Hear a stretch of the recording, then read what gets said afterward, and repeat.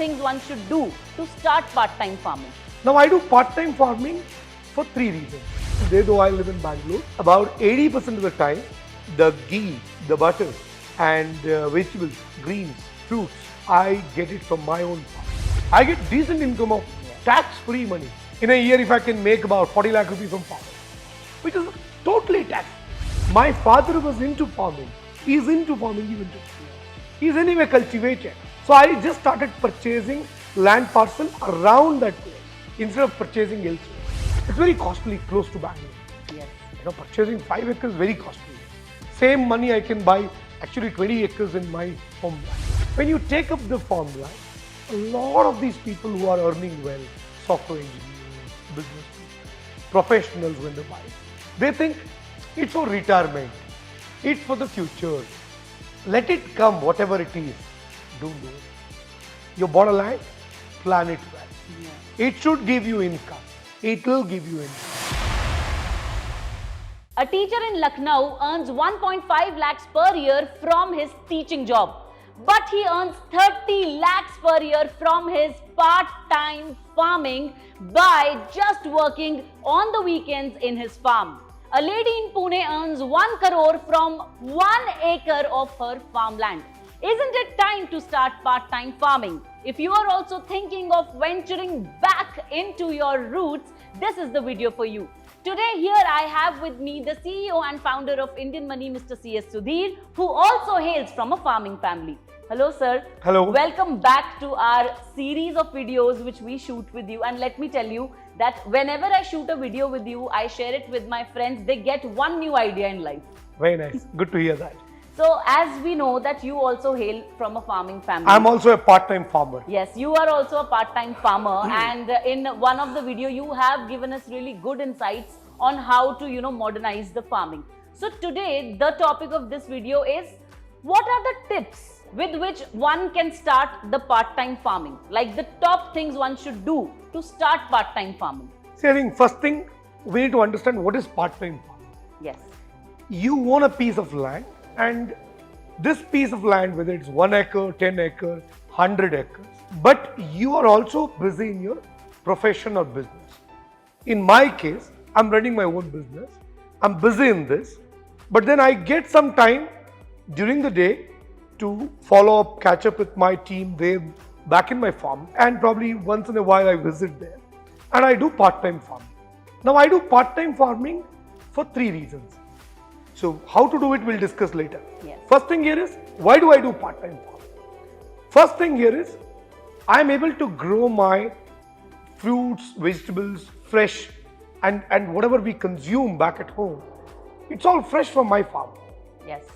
That joy, like I still see this, whenever I get butterfruit, avocado from my farm, and when I buy it from the shop, the experience is completely different. Yeah. Mangoes, when I get from my farm, the experience is different. The greens, get it from my farm, it's different. Recently, when we just got, day before, I got jackfruit from my farm. I mean, the experience of eating what you have grown is different. Yes, even if people grow one tomato in their terrace garden, they get so happy Absolutely, to right? eat it. So, in fact, if you ask me today, though I live in Bangalore, about 80% of the time, the ghee, the butter and vegetables, greens, fruits, I get it from my own farm. 80%. Only when I'm really, because my farm is about 350 kilometers from Bangalore. Even then I'm able to manage transportation of these things, and I'm able to manage these things, which is actually helping me to eat fresh and organic. And clean. I think this is one reason why I am doing part-time farming, and probably others also can think of. Number 2, I get money. I get decent income of tax-free money. Totally tax-free. I don't have to pay any tax on that, which is like great, right? Because think of it, right? In a year if I can make about 40 lakh rupees from farming, which is totally tax-free. I think people do not know that how much they can earn from farming. Absolutely. I don't have a lot, but whatever I have got gives me over 40 lakh rupees annually. And that's a decent money which I get from farming, right? That's number 2, good amount of income. And number 3, and most important, the land I buy or the land I own keeps appreciating. Yes.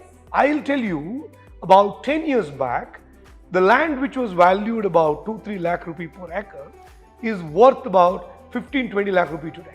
Oh my God. And it is going up like anything because land is limited in supply, right? It will never increase in its volume.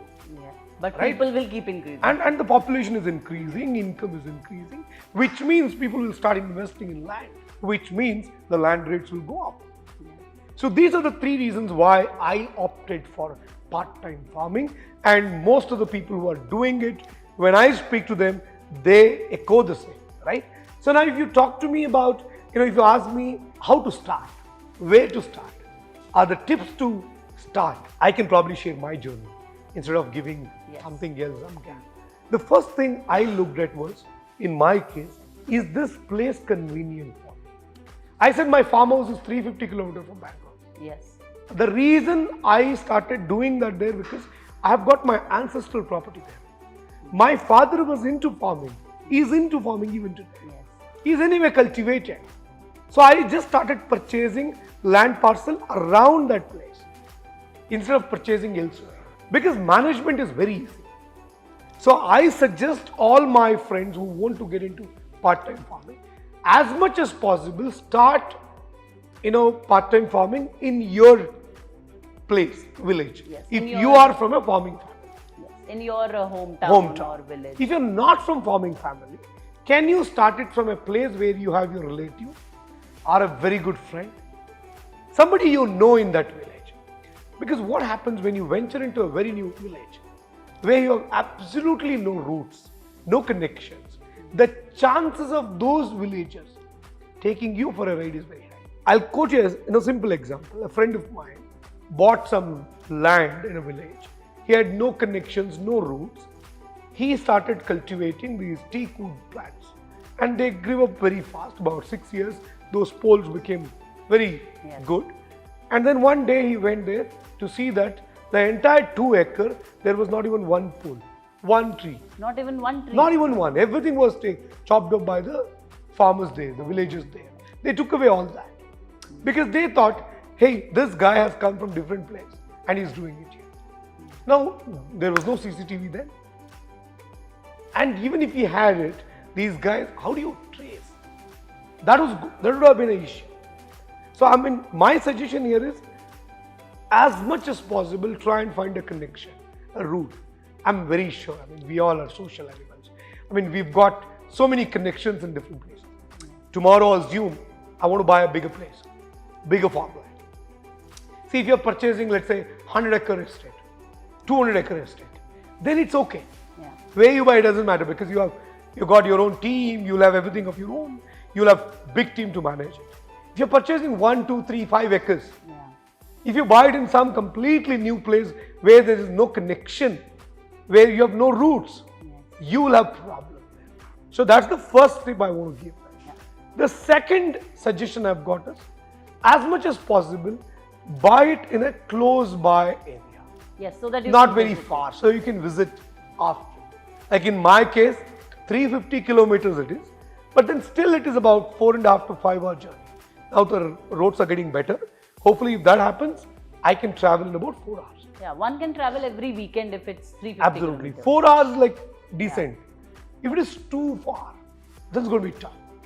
As much as possible, try and have it in your close, proximity so that you should be able to visit at least in the weekend, if not every day. Right? I've seen some of my friends purchasing farmlands, farmhouses. Even I had this plan of setting up a farmhouse about 60 kilometers from Bangalore. But then the problem, I started thinking, I have no time now.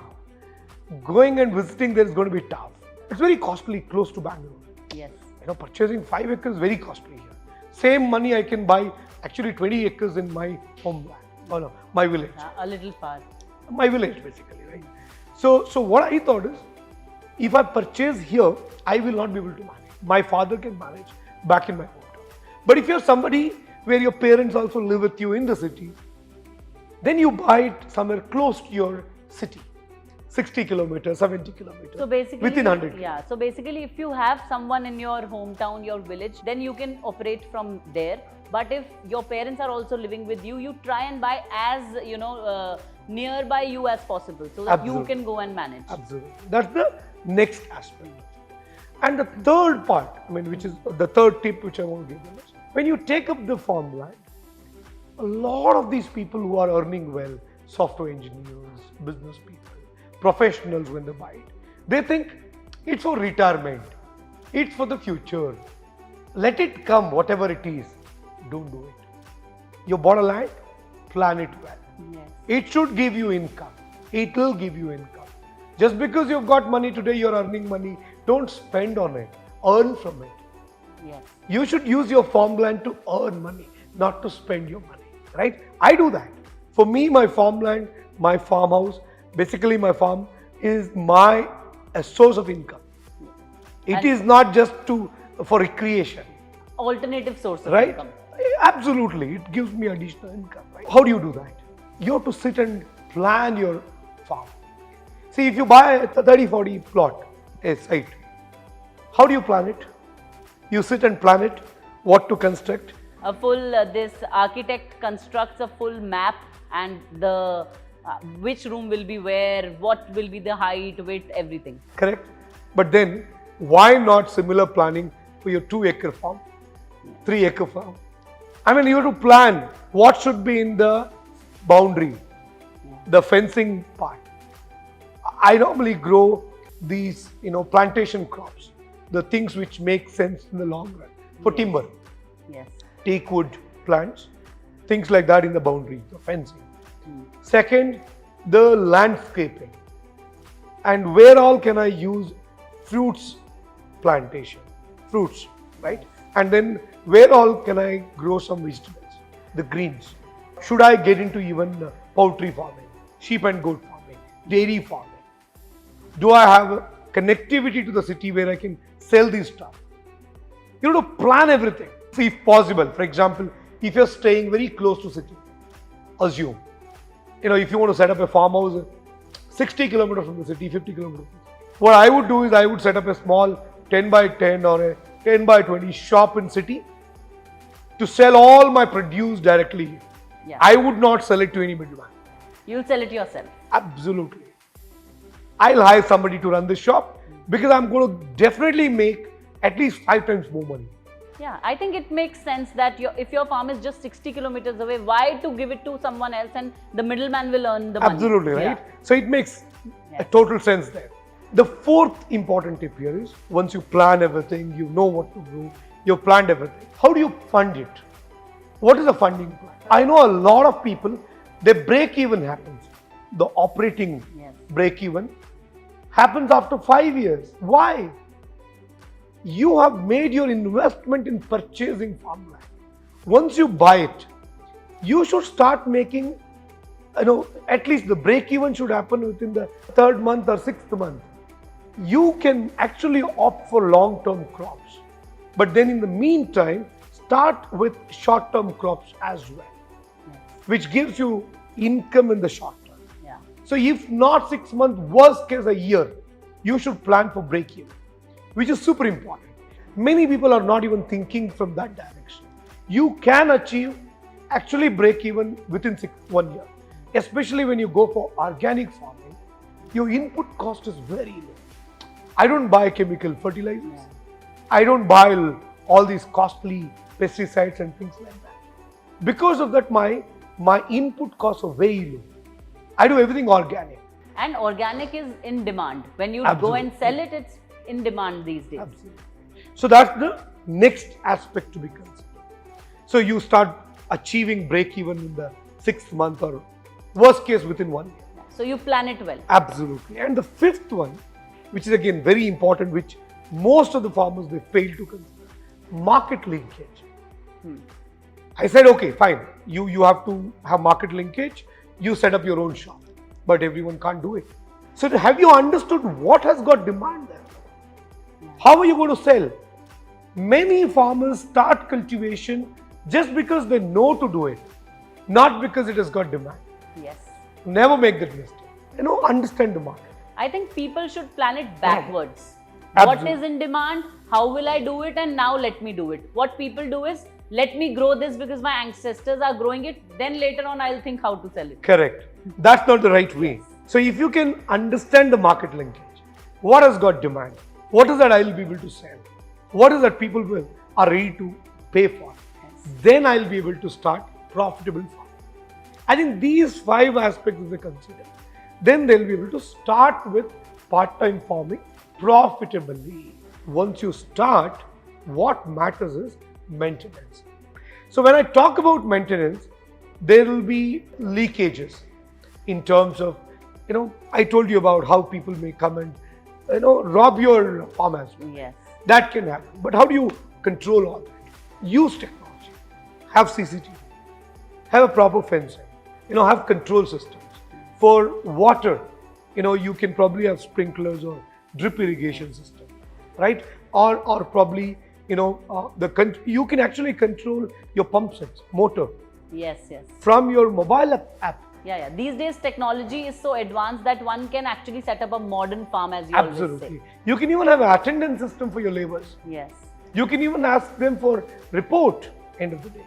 Most of the laborers carry smartphones. Even if they don't carry smartphones, nothing to worry. You can actually have a thumb-based attendance system for laborers. These are all the small investments you will make one time. By doing it, you're going to build a long-term legacy, right? At the same time, one thing I want to tell you, in part-time farming, the biggest reward you're going to get is the appreciation of the land value. Yes. I keep telling a lot of people, they buy land, they just keep it. It gives you better return than any other investment, right? They just don't cultivate. But if you cultivate, obviously you'll make a lot more money. But if you don't cultivate also, it'll appreciate. But I feel anyways it's good to cultivate because then you're earning 2 times. Your Absolutely. land is also getting appreciated and you're getting returns from the crop also. So now, don't lose that patience. Yes. Have patience, hold the land for a longer time. It's going to appreciate like anything. I think, see today, the richest people in the world, Bill Gates or Jeff Bezos, they own about upwards of 1.5 lakh acres of farmland. Just imagine. Why do they buy so much? They see the value there. Because it's going to be a very scarce resource in the future. Yes. Because people will keep increasing, but Yeah, the land is not absolutely. increasing. So now that we have got all the tips, can you just give me a small example? Let's just take one of that. If I have a land back home and I have not done anything to it and it's just there, the farmland, a small example of what a person can do and how to go about it, like to start off, because our viewers would be, looking forward to have one example from you. See, there are 2 options here. One is, okay, I'm not able to go, I don't know farming. I can always partner with a local farmer there, give him the responsibility. I basically lease out my land and he'll farm it, cultivate, and he'll give me probably a small share of it. The second option is, I identify a labor somewhere there and a local guy who can help me cultivate it. But before that, I have to decide what to cultivate. Yes. Right? So now if you have some farmland back in your village, start with that. First, identify what is that good. See, now most of the farmers, they just don't decide based on the soil condition there, the environment there, the climate there, the demand in the local market. I think soil testing is important because maybe my ancestors were also doing it all wrong. Absolutely. And I don't know. That's how you have to start. Yeah, by soil testing and knowing what to grow. Right. And because you are actually managing a farm and also you are the CEO of this company, you're doing it part-time. If I know this is really, delving into someone's finances, but if I ask you, how much can one earn or how much do you earn only out of your part-time farming? About 40 lakhs, that's what I said in the beginning. And what would have been if I ask you like the investment that you did? No, this is like partly, it is done over time, right? It is not done just, so I think it's going to be very difficult to give you that exact number, but I'm into super duper profits in farming. I'm making good money. So, but if like I have to start, what do you think will be the minimum investment I need? So there are 2 investments. One is the land. Second one is the cultivation expenses. Land investment depends on the place. You may get an acre of land for 8 lakh also, 50 lakh also, 1 crore also. Depends on where you're purchasing. second option here is the cultivation. Yes, that expensive. That is something, the fencing expense, the irrigation part. The third one is your sowing, labor, sheds, so many other things. But I suggest keep it low in the beginning, as much as possible. Only if it is essential, do it. Otherwise, don't do it. So now what I have understood is, for example, if I want to start off, first I should do soil testing, know what to grow, and then maybe make a business plan kind of a thing where I know how much I'm going to invest. Absolutely. Business plan is second. The farm plan is first. Yes, the map of the farm, like Farm plan and then the business plan. Yes, the market linkage and all. And I'm sure a lot of our viewers will get a lot of ideas on Freedom app, because we have courses on how to start integrated farming, how to start a profitable farming in just 1 acre. So that is where they are going to get a lot of help. Absolutely. Thank you so much for sharing My all the pleasure. knowledge with us. And I hope now all of you are motivated to start part-time farming. I really suggest that you click on the link in the description. That's the link to Freedom app, where we have a lot of courses on how to start certain types of farming. You can see after testing your soil which crop you want to go, and then you can go about it. Well, if you have any more queries, questions, you can comment below in the video. If you want to see a specific topic where I talk to sir about that topic and take knowledge on that, then please do comment which more topics you want to watch on our Freedom Farming channel. This is your host Sugandh Sharma signing off. Don't forget to subscribe to our channel.